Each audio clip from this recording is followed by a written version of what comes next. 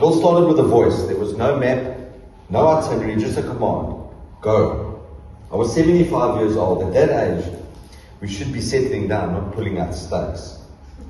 And he didn't even know where we were going. Imagine that. He walks into the tent and he says, Sarah, pack your fine linens. We are leaving Ur. I asked him, where to? He just pointed towards the horizon and said, to a land he will show us. Now that sounds foolish, doesn't it? But there was a promise attached to the command.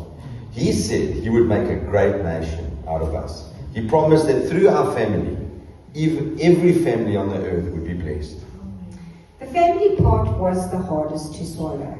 We were old. My womb was as dry as the Negev. We walked through Haran down into Canaan, and even through the dust of Egypt, every mile we traveled, I thought, is this the day the promise starts? But the years kept piling up like stones on an altar. There were nights that I would stand outside the massive desert sky, feel the weight of silence. And then God would meet me there.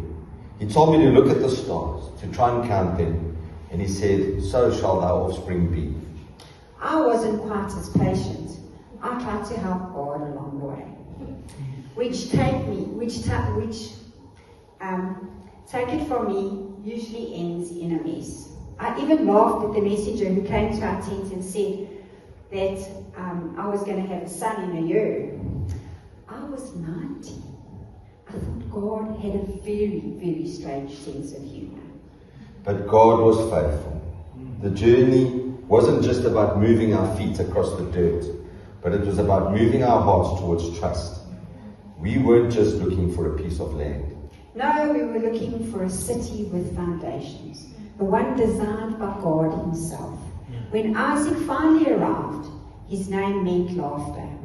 Our journey of 1,000 miles ended in a nursery. Yeah, and God was able to fulfill that which was impossible to fulfill. And Nadine and I just have a testimony. Obviously, in 2006, most of you know we had a little girl that had cancer. And for 9 months, for 11 months, we treated her, and eventually at the end of 2006, she passed away. And during that period of time, there's a lot of confusion, there's a lot of questions. But I must say, the one thing that Nadine and I did is we always trusted God. We always knew God had a plan. And just like Abraham and Sarah, the plan seemed crazy. The plan seemed impossible.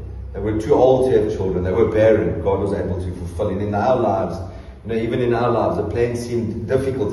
The questions were easy to ask why, but in hindsight, it's now 20 years down the road. We can definitely testify that God is faithful right to the very end. And God is able to answer your prayers. And God is able to carry you through. And where you think God can't work, He does work. Yeah, and I think, if I think about Sarah and her circumstance, I think a lot of us today feel trapped. And I think that's how she felt. She felt, I have this promise from God, but I'm actually trapped. So she tried to make her own plan. And, I think a lot of marriages find themselves where someone feels trapped, or maybe both partners feel trapped. And that's where the Lord comes in. It's amazing now, we're 20 years down the line, and I can tell you now that we've been through other circumstances where I don't think anything can be as hard as that. But there's times where I still feel trapped. And only when you allow the Lord to set you free. Because your circumstances, the only time we're going to really be free is in heaven. So you actually have to get to a stage where you say, this is life. And life is messy. I mean, when you get married, you don't think you're going to face losing a child together.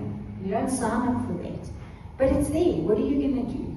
And you don't have to feel that trapped feeling.